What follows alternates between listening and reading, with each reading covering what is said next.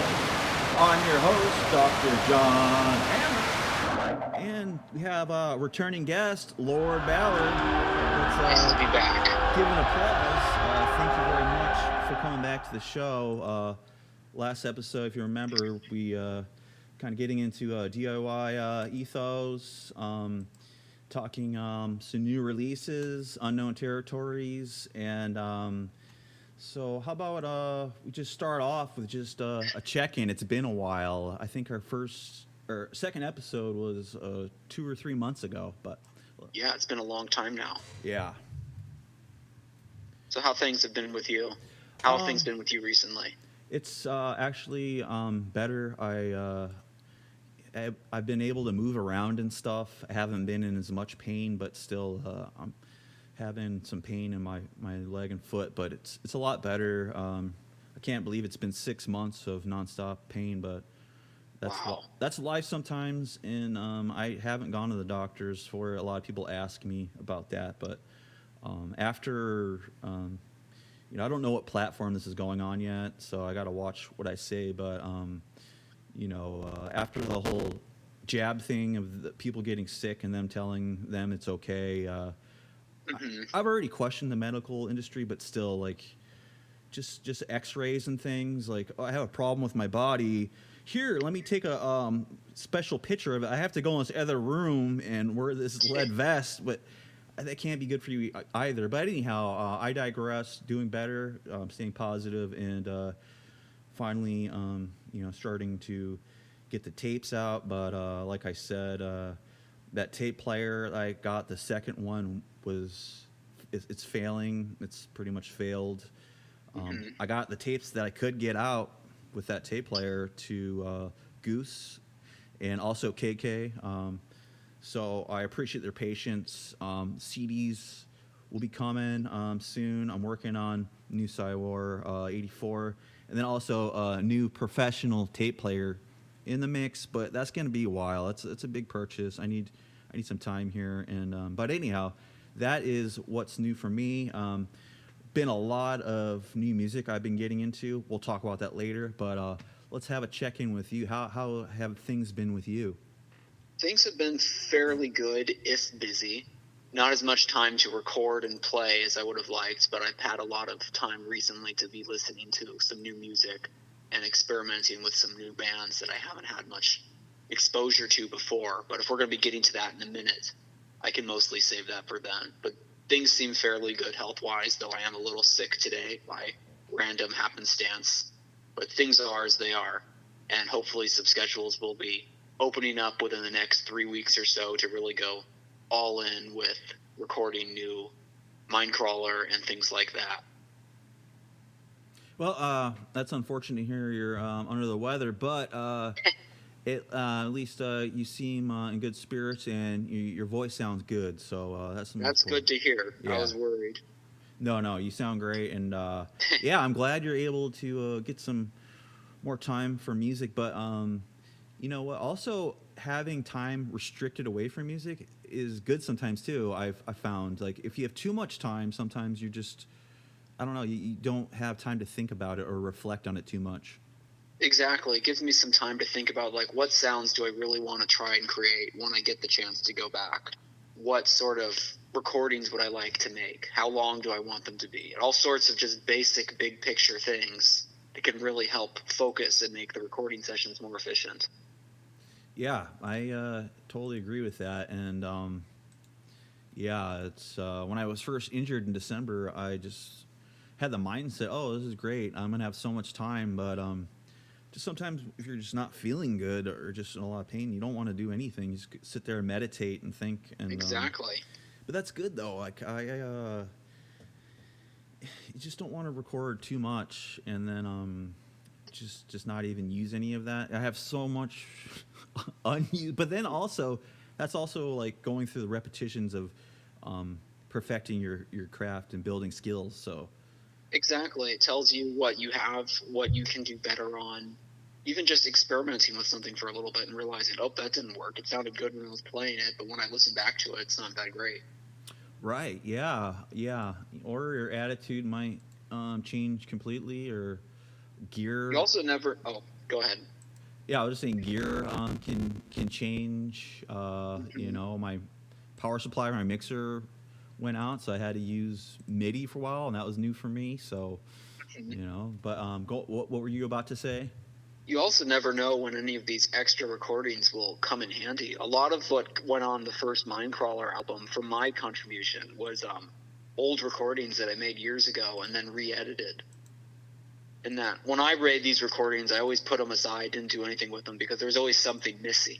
And it took like, okay, now I'm looking at these in the context of working with a partner on music. I know what sort of contributions he'll be adding to what I made. And I can see that, okay, this is what the missing part was in this recording. And I can change that and make it match up and fit.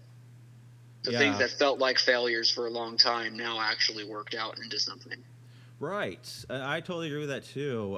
It's never a bad thing to have too much on your computer of things that are unused, because that gives you more options in the future. But then also, you know, with time, our tastes change, so it might be more appealing to you later on. Or there's so many different variables, but it's all great stuff. Yes. Yeah.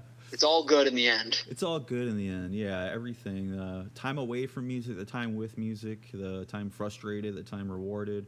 It's all part of it, man. And that's one of the things that just helps me with life in general. I know I have a lot of different projects and things, but you know, I also it helps me to not get caught up in the world and all this other stuff, just to have something to focus and do, or keeps me away from my own addictions and vices too. So yes, it has a lot of benefits to everything. Yeah, and that's why I'm glad you're able to join me today. I'm in a great mood for talking music. There's a lot of so much good music going on these days. It's wild. I don't know, man. It's almost too much, but it always is too much. I can never keep track. Yeah, and so we're before we began, we were about to talk CDs, but you recently went to a show, and an announcement. MindCrawler will be playing live August 20th at the Sardine in San Pedro. And you saw some of the bands that we'll be playing with, and I'm interested to hear about your experience. Yeah, so of the bands that will be playing in San Pedro, I saw one of them because he was the one who organized the concert I went to in San Diego at the Che Cafe, and it was Brian of Speculum, and I saw him put on his set for about 10 minutes of using 2 effects chains and a few small, like, sort of pedal-sized synths. Okay. And he did a short set. He ended with sort of beating his own amplifier against the ground to get feedback out of it. What? While screaming and wearing a mask. So it was pretty fun for a brief show. It was a little bit on the short side, but I think it was good overall. 10 minutes. He's a very friendly guy, very nice guy to be around as well. But the show was, the performance was very violent then, huh? Yes, I think it could have been louder, but yes, it was. It was physical at the end, where he picked up his amp and smashed it against the floor a few times, kicked it, threw it around a bit. And I thought that was a great idea. That's cool. It kept the sound going a lot longer than you would expect it to, and it added some interesting theatricality to the whole thing. Wow. That was that's Speculum, huh? Yes, he should be one of the headliners on the August 20th show, along with Necroviolence from the Midwest, somewhere up north. Okay, so on that flyer that I made, and that's also, I kind of want to do these little Easter eggs in here. That flyer, if I have it on Instagram, I know we don't have that many followers, but we're not looking for numbers here. But anyhow, if you have that flyer, give it to me at that show, and I can give you some free CDs. But yeah, and then on that flyer, Speculum is the first band. It's good, difficult to. It's kind of the logo kind of looks like it almost could be like a raw black metal or something. Yeah, from what I understand, he's done a lot of different music over the years, all under the same name, and it sort of came, I think, from like a gore grind place a long time ago. He's been doing it for a few decades now, I think. Wow, that's great. So I think he's kept the same logo through the different iterations of the band. It's been a group of people, it's been just him, and now it is just him. Wow, that's really interesting because we were going to get into Mesana today, and a lot of artists tend to create new projects when things change. It's interesting to see someone have the same project through all of the changes. Yes, it is. It's a full biography of a person. Yeah, wow, that's really a good way to put it. And man, I can't wait to see what he has in store for the San Pedro show. And I am also interested in what we have in store for us. Yes. Like, what do you think about playing live, or what's your premeditation? Do you have anything you'd like to accomplish, or is it just a chance to play your MS-20 as loud as possible? Well, there's a big draw of it right there. It's just to be able to see how loud and aggressive we can make the sound. Yeah. But I think I would really like to create something that is a little bit more freeform and go with the flow, sort of, with the live situation, but also atmospheric and meaningful. And hopefully we can do that in a reasonable, maybe 20-minute time slot, because I'm sure the event is going to get going as it goes through the night. But right, that's pretty much what I was thinking in terms of general plans for the show. Of course, we have some time to really dial things in between now and August. But that's pretty much where my thinking has been. And of course, more rehearsal is going to be happening soon in order to get ready. Right. And new gear was just bought today by myself and things like that. Oh yeah, do you, because that's the thing I was emailed you about. For me, I'm kind of leery about talking gear, but anything you'd like to share that you got today? Nothing very exciting today. It's just some new cables to connect the Mackie mixer out to whatever PA system is at the venue, or whatever speakers we might be using. And then some other cables for doing patches. And finally, I got one of those daisy chains for my pedals, because I don't have enough room to be plugging in an individual power adapter for every single one. Well, that's awesome. No, that seems like so a lot of behind-the-scenes stuff that is very, very important, but not as exciting to talk about as, what new pedal did you get, or something like that. Right. But you know me, I'm all about the gear. So even me, when I get patch cables, these ones are glow in the dark or whatever. Like I'm always excited to just even cables. But yeah, speaking of those, I mean, when I saw Speculum live, he had some that lit up when the signal went through it, so it looked pretty cool. Yeah, that's what I'm talking about. You never, you could, like everything. The audience is going to see every piece you're using, so I don't know. Might as well make everything high quality and look great. Yeah. Not to say that you got to put overlays on every part of your gear or whatever, but yeah, just a little creativity goes a long ways, especially. Yes. And I'll talk about what I was kind of thinking for the show. Just ideas. Nothing. Always you have an idea, it can turn out differently, but. Since we're opening, it gives us. I feel like I'd like to get there a little early and just. Definitely. Just get the sound dialed in, man. That's gonna be great to have that, and then once you get that dialed in, I don't know. Okay, so we did discuss a little sample that we're gonna open with, and I made a video of kind of a run through, and. I got to put that on a thumb drive and send that with the new CDs for you. But anyhow, so I was thinking about starting with that sample, but I just feel like I want to do a homage to my heroes, Marco Corbelli first, just start with some deadly oscillations loud. I think that's a great idea. Just keep it simple and to the point, and it'll fit with the night too. With Necroviolence headlining.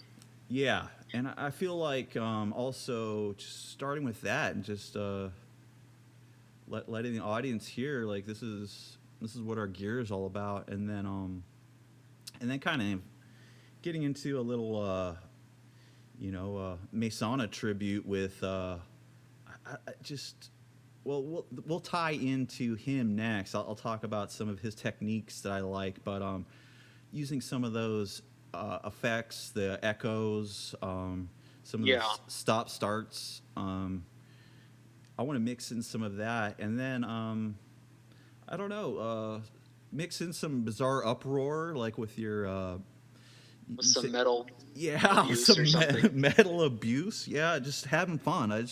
I want it to be really fun, and I want it to sound good, and I want people to know what we're about.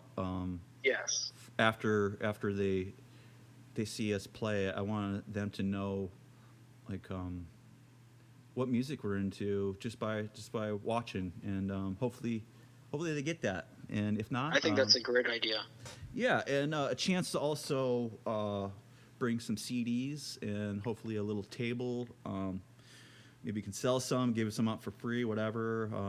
I just want to have a good time. I haven't played a show in a long time, and I'm really looking forward to this. And I want to thank you for being a part of it. Just doing it by yourself, I don't know, it'd be cool, but having a bandmate to go in this with this is going to be great.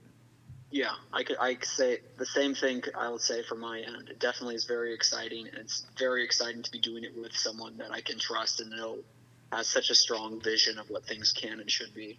Yeah, exactly. Likely for you. Sometimes I feel like I get carried away with the creativity, and I'm glad I have someone like you to run things by. And Yeah, sometimes I just try it too fast or too slow. But anyhow, and really quick. So I mentioned having some CDs there, and then I want to announce just a few new PSYWAR LTD releases. So we got PSYWAR 84, Embrace of Death.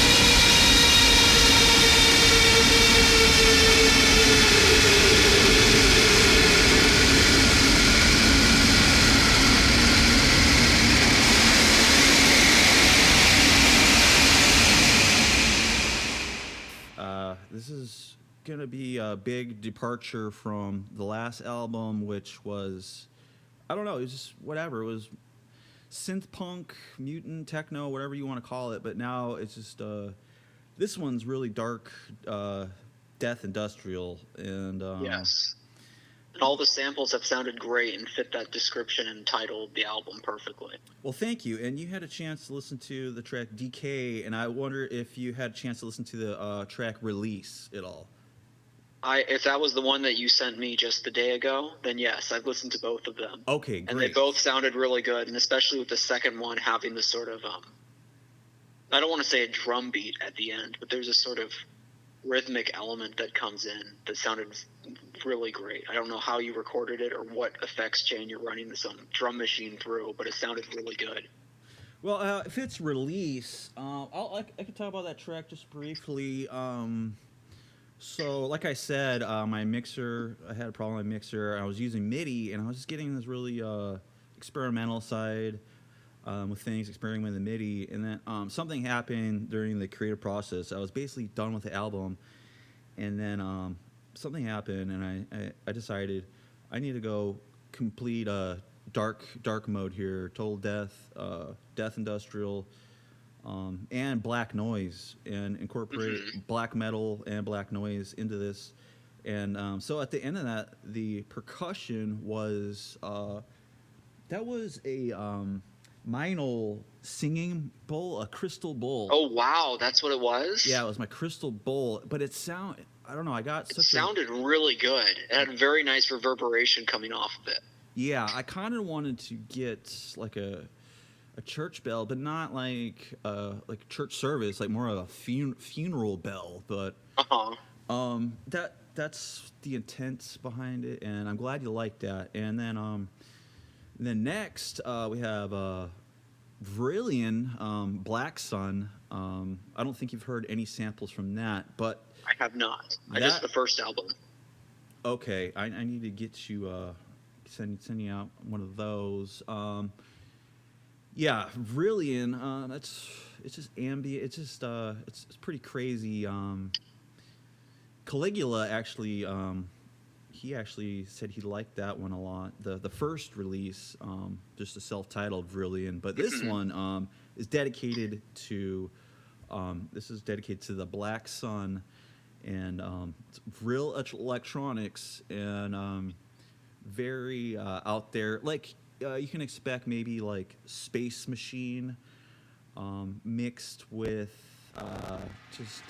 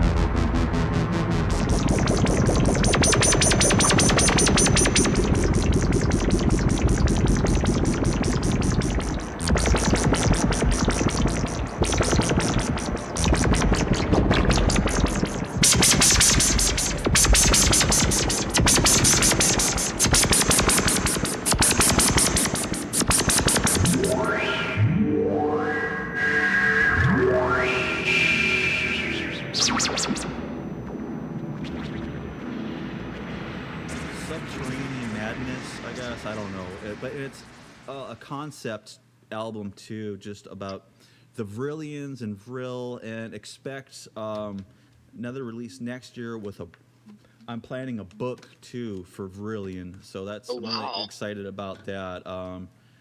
And I would like to call it fiction, but I don't think it's fiction at all. I think I want to get into it just really quick, share about it really quick. So Vril, do you know anything about Vril Society or Maria Orsic or any of those ties? I know you have interest in World War II and Germany, and I was wondering if you have any knowledge of that.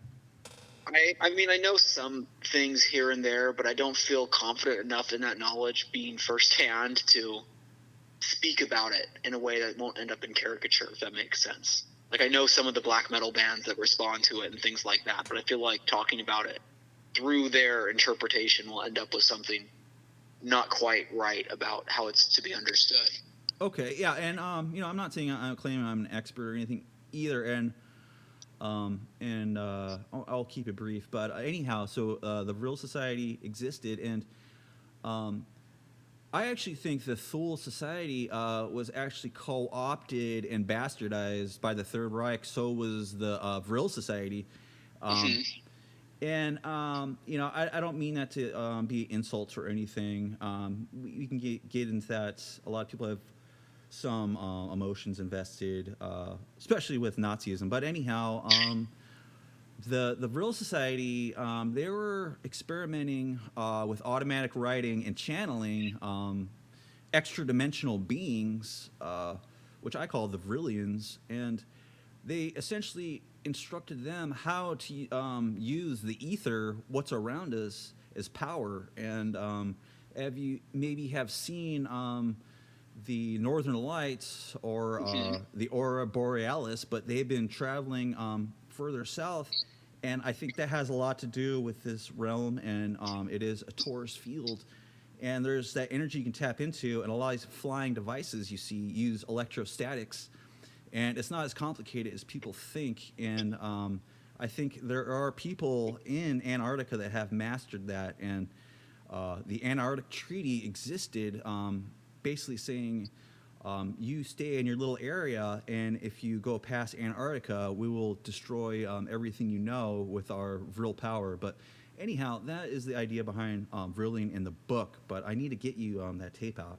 And then one more new release coming up. Well, I do have the first tape. Oh, you do? I haven't heard anything from the new album. That's what I meant. Okay, great. I was listening to it just a few days ago, actually. It's very good. Oh, okay. Any favorite tracks on there or standouts that you'd like to mention? I think what impressed me the most about it is that it's not noise, so it's not making a sort of disruption in your sort of consciousness right from the get-go.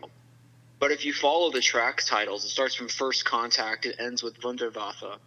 So it starts with something that's just an introduction into this whole idea and everything that you're talking about with the Vrillians. And it starts you off very calmly and works its way into you. And so you kind of get carried along with it until you're at this sort of final track where it's a little bit less easy listening, less ambient, and a little bit with an aggressive edge to it that sort of now you're in a position to do something or act or think differently. Wow. And I really thought that was an interesting approach to doing something with noise, where it's not just immediate and harsh and here it is, something that you flow into sort of and come out differently. Well, thank you. And that was my intent completely. Some of it's subconscious, but at the end, when it was finally done, when it came to arrange the tracks, that was what I was thinking. I was thinking, this is coming from the perspective of myself, spending time where some of these beings have been encountered near Mount Shasta, being there, thinking, I want to meet a woman like that is from maybe another place of high technology and peace and love and cleanliness and abundance. And they need to spread their message and their love.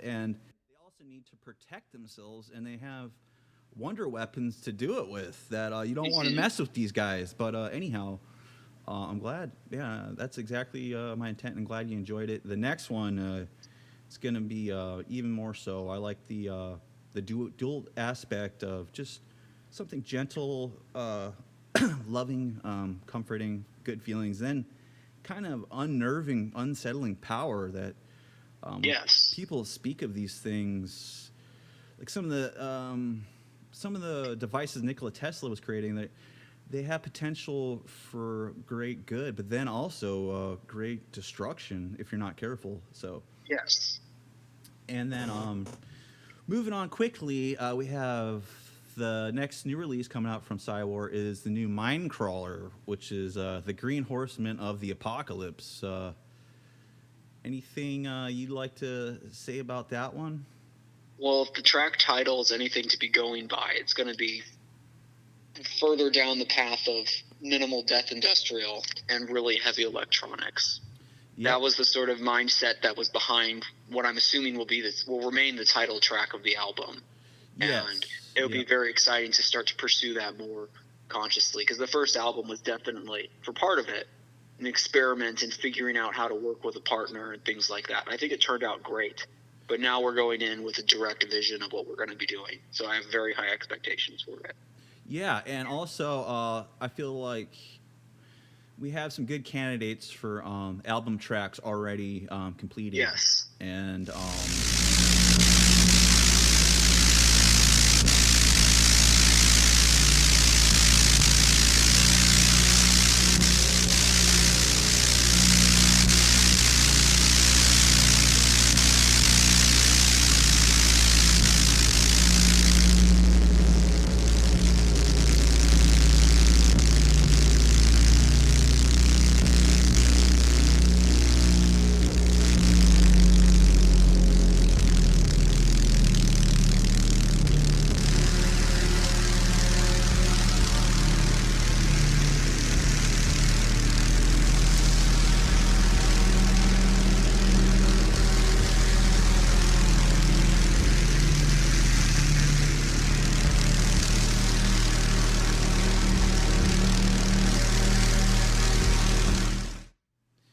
I think they sound great. It's not really not going in a different direction, but it's just like more expanding the sound.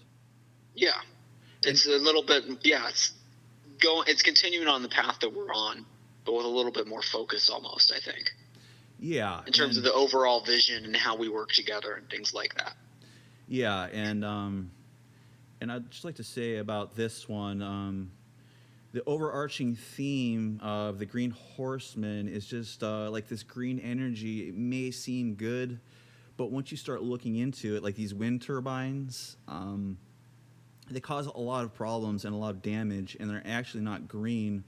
Those wind turbines are actually made out of composite materials that you have to bury in the ground after 10 or 15 years instead of the proposed 20 or 30. But anyhow, or the electric cars, which are mined by African children and usually driven by people with big Black Lives Matters stickers on the back. But anyhow, that's what it is kind of about in essence. But with the sound wise, yes, death industrial, power electronics.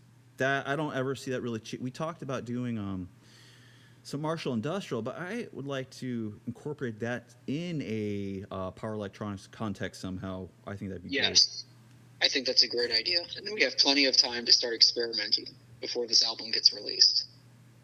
Yes, and so those will be coming soon, and I still need to get the CDs out from the first releases. That tape campaign was kind of a failure. The tape players were... I wouldn't say it's a failure. It got out where it needed to go for the time being. Yeah. I'm really... it can be harsh on myself, but I just remember... and they all looked great, too. They all looked very professional.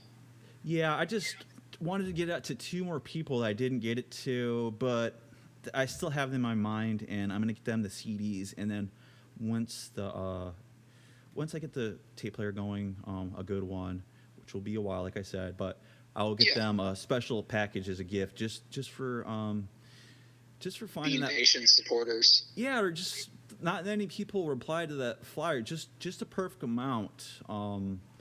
And there are people that hopefully I stay in contact with a long time. They seem like great people, and that's what I was saying. That maybe it was a failure because I was thinking to get it out to as many industrial fans as possible, but I've kind of thought maybe it's better to get it to the right people, and this music isn't for everybody or anyone. This is for specific people that we don't know yet. Exactly. Especially at this stage when it's just making our presence known. Right. And like before we started too, we've been going at this for a while, so the world has changed. And PSYWAR started during times where I thought it could be quite possible that we'd be living in checkpoint societies. So yes, but that could change at the drop of a dime too. So the PSYWAR does continue, and it's but it's just something we need to have in the back of our mind, and not being afraid or hyper focused on negativity. Just know that there's a PSYWAR happening, and we're gonna win. So that's the most important thing. Yes. And then really quick to before we get into the meat of things here, I wanted to announce the new side label, Hypnosis. I really need an outlet to have things that aren't about the New World Order or things like that, that aren't about the PSYWAR. And that's going to involve also a different sound, less industrial. It's going to be more black metal. It's going to be more dungeon synth. It's going to be in that vein.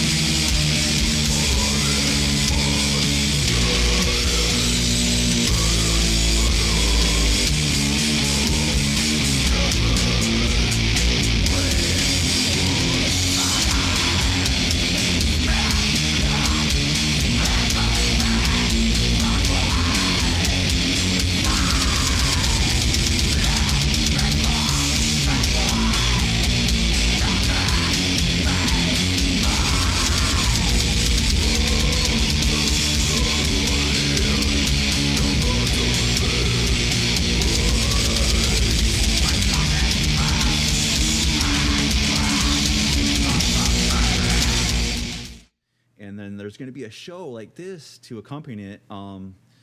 It's going to be basically like this, but we'll be talking black metal, noise, dungeon synth, and it's going to be Philosophum after the Burzum album, and after just philosophy and dedicated people discussing thinking and art from time beginning. And I'm looking forward to that, especially the project host. It's going to be kind of...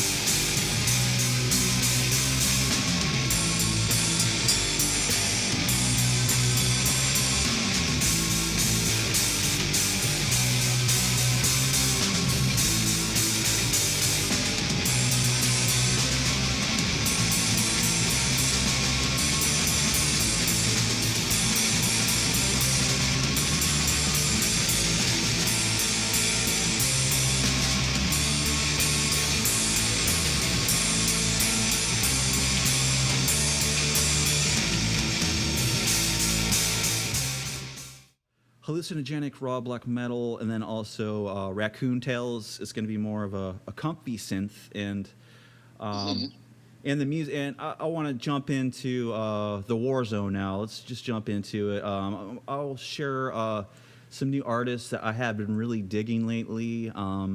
So I have been getting into the comfy synth. I don't know how you feel about that title or genre. Have you heard of it, or are you familiar with any of the groups like Mushroom Village? And we have Mycollegia. What else? Comfy Wizard. I don't have the notes in front of me. What else was one that I was listening to before I got on? Mushroom Village a lot though, but are you familiar with any of that? I'm familiar with the idea of it. I used to listen to Dungeon Synth and stuff like that when it was starting to really branch off into the different sort of subgenres. So I've been aware of it as a subgenre of Dungeon Synth, but I have never really spent any time with it. Okay, yeah. I have no problem with it. I think it's very interesting. I think it's actually a very good derivative of Dungeon Synth. It makes sense to go in that direction. Yeah, it does, and that's what I kind of wanted to talk about really quick, because I feel like it is kind of a new genre. But the really interesting thing is, I was reading about it, and a lot of like these projects, they came out around the time that I felt like I was getting more active with PSYWAR. Seemed like the Dungeon Synth, instead of getting grimmer around 2020, all the COVID stuff, it became more comforting, and it became more gentle and a place of warmth. And I find that really interesting. You'd think people would respond to government oppression with pain and sorrow, which, like, if you ever Grandma's Village, or I mean Grandma's Cottage, a project like that, it's just that is the furthest I would have imagined the genre would have went. And I have no problem with that either. And a lot of it to me sounds a lot like the Burzum era, prison era, with the synthesizer music that I love. That really, I think, was one of the purveyors of this. Also, Mortis. So, yes, everything can. I think you can find all shades of Dungeon Synth going back to those albums. Yeah, and different tracks and even different parts within tracks. You can see that, oh, they took this and you can push it this way and get this result. Yeah, and I'm almost forgetting one of my favorites, Grausamkeit and Trollheim.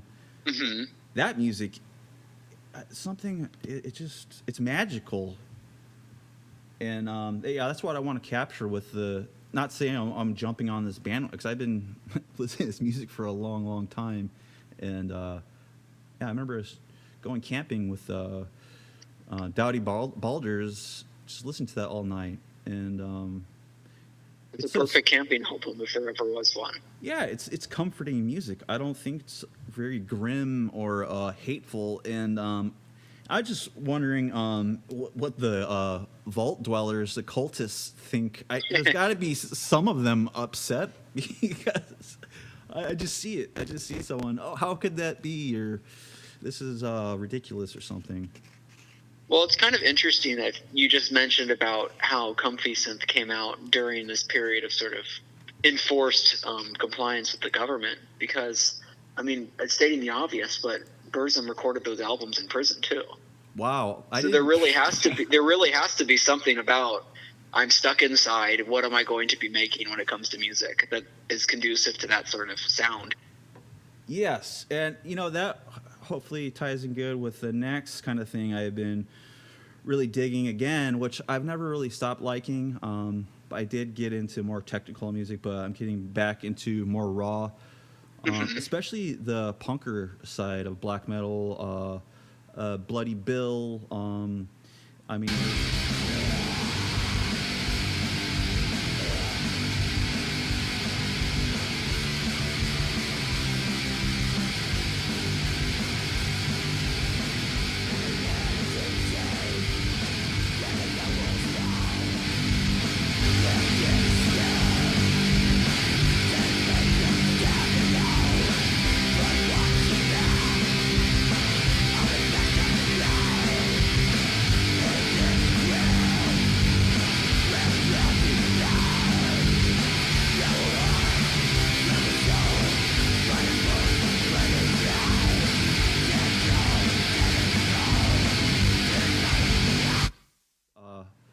of my favorites. It just knocked my socks off. Iron Firmaments.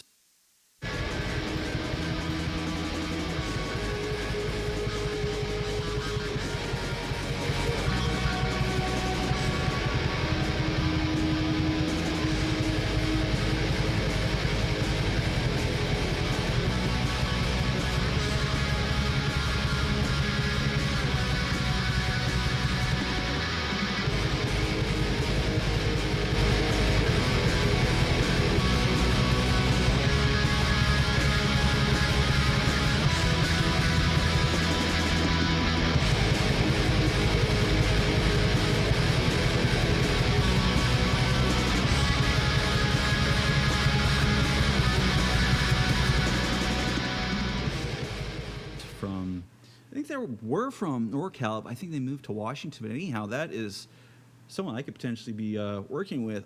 Hopefully, they seem like awesome people, and it just it mixes black metal with folk and everything into like this seamless thing where it doesn't seem like start stop songs, right? It just seems like a conceptual piece, and very, very talented. It's just hard to keep up, but I'm glad I found that one's on my radar. Those kind of bands, just the rawer side of black metal, maybe rooted in Ild Yarn or something like that. Not as evil, not something Paul Ledney would fancy, but I like both. I like it all. So I can't say I'm not a fan of genres. I just like what's good. But any thoughts on that type of music? I haven't spent too much time with punky black metal, but there's a band from, I think, Austria. I want to say it's Austria, called Brand. And they did a 7-inch record with...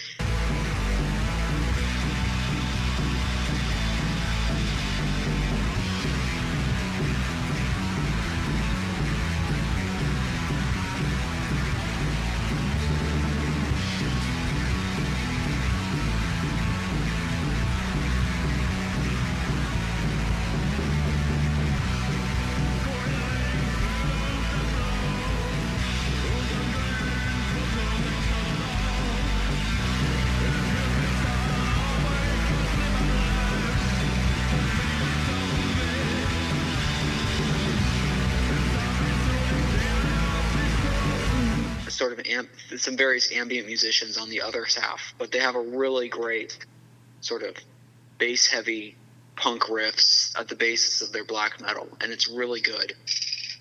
Yes, that I'm glad you brought them up.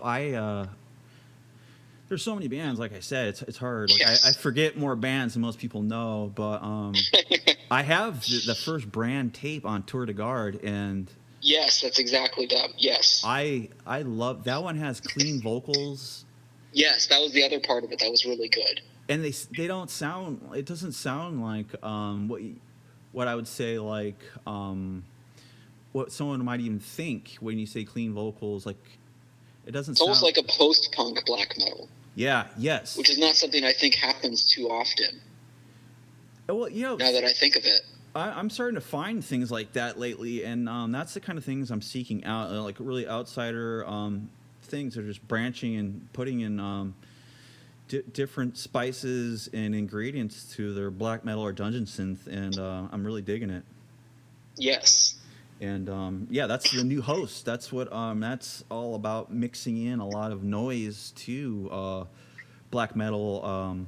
I sent you little sample of that, but you really need to hear the whole album of that. But anyhow, that is for me. And then how about for you? That I thought we'd start the Warzone with this new segment, rapid fire. So like 3 new things, 3 new artists that you're really into now.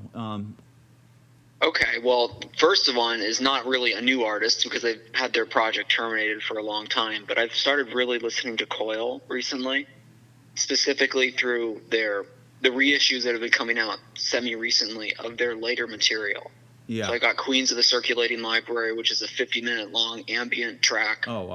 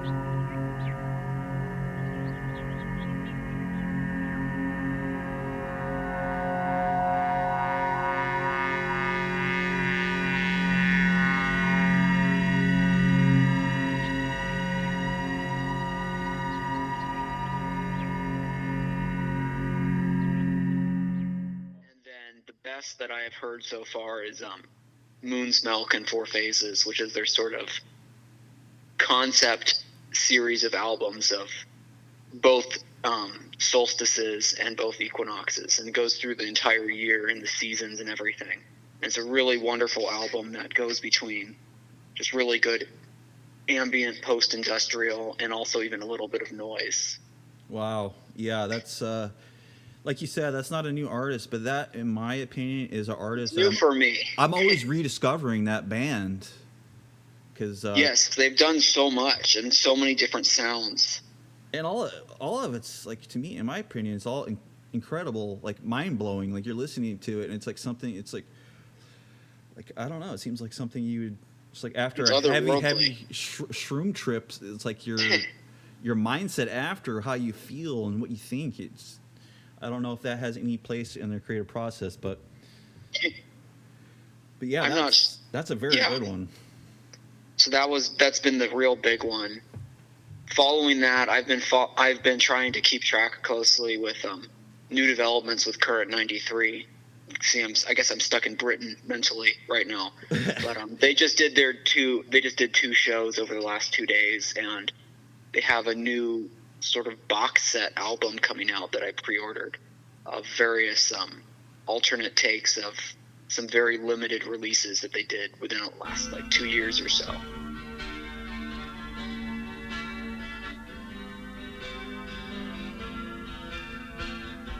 Just close your eyes and then remember the thoughts we had today. When tomorrow comes your wish, the thoughts of yesterday. And as we sit here alone, looking for a reason to go on, it's so clear that all we have now are our thoughts of yesterday. Well, maybe this could be the ending. There's nothing left of you. 100 wishes could never say, I don't want to. And as we sit here alone, looking for a reason to go on. I'm very excited to see how that is. I'm expecting that to be more of their long-form, semi-ambient material rather than neo-folk, but it should still be interesting. Yeah, that sounds... I need to hear that. I have a question about them. So, they have an album entitled Thunder Perfect Mind. Yes. Which is based on a very important Gnostic poem. And I was wondering if that album follows that all. Like, I've listened to the album, but I did not dug deep enough to really look into that at all. I'm not certain. I know that there's also a Thunder Perfect Mind album by Nurse with Wound that came out at the same time. Oh, wow. As sort of a companion piece to the Current 93. And so I don't know if there are vocals or anything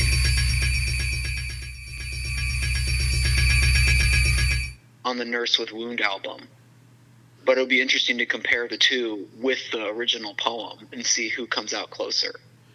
Yeah, because I know David Tibet is very interested in that sort of philosophy. I did a little bit. He uses Gnostic art, but after revisiting or after getting into Nag Hammadi library and then reading Thunder Perfect Mind. The poem, it's just it's one of those things that it'll never leave you if you're receptive to it. And just to know that there's two different releases or two different albums by different artists is their dualism. So they probably do follow the whole thing, the poem, and the poem is very interesting. One of the lines I'll never forget is it's basically, I don't know if it's describing God, but it's saying I'm the father of my mother, and it's just saying all these. It's something really huge and heavy concepts, dualism in Gnosticism, that I feel the world is lacking, especially in metal music, it's usually evil, evil, evil, which evil doesn't really exist if you think about it. Even the Bible mentions that, you know, that it's like beautiful intentions, right? Like you want to do the best. Like, hey, they want Israel to be free. We got to kill them all. They don't think, oh, we're doing it because we're evil. We're all like wearing corpse paint and mass murdering people, right? But anyhow, yeah, it's something on dualism. But anyhow, I thought this was gonna be rapid fire, but I'm bogging us down. Here we go. How about the next one? Okay. The last of the 3 new artists? Yeah. The last one is a little bit more mainstream. I got kind of dragged along to a concert from a friend who she ended up having an extra ticket, so I went and saw Gorgol Bordello, which is a sort of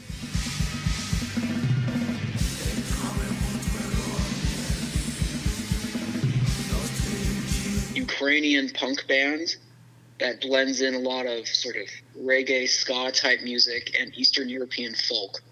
So it was really fun. They had like a violin player, they had a accordion player, someone with a huge drum set with all these different bells, 2 different vocalists, and they played for like 2 hours nonstop. Wow. Did a few acoustic covers of punk songs, and it just was a fun show. Very good atmosphere, very positive atmosphere also. Yeah. Very much about collaboration and connection with other people. Yeah, I'm familiar with the artist. It's to me, it seems like the gypsy version of Peste Noir. That's actually what I was going to say. Some of the people that I went with, not sure they'd be receptive to that comparison, but it really is the punk equivalent of Peste Noir. That's cool. Yeah, musical influence. Yeah, I like that. Mixing folk in with any kind of punk. And yeah, that's what I see black metal going more, mixing that in. Simplifying. Very different politics, but yes. Yeah, but you know, at the end, they complement each other and they're opposing forces. Yes, they do. And they both belong in the world. So. Yes. And so those are excellent, man. I got to commend you. You got great taste in music, and I'm glad you're able to go out and see live music. That's also wonderful.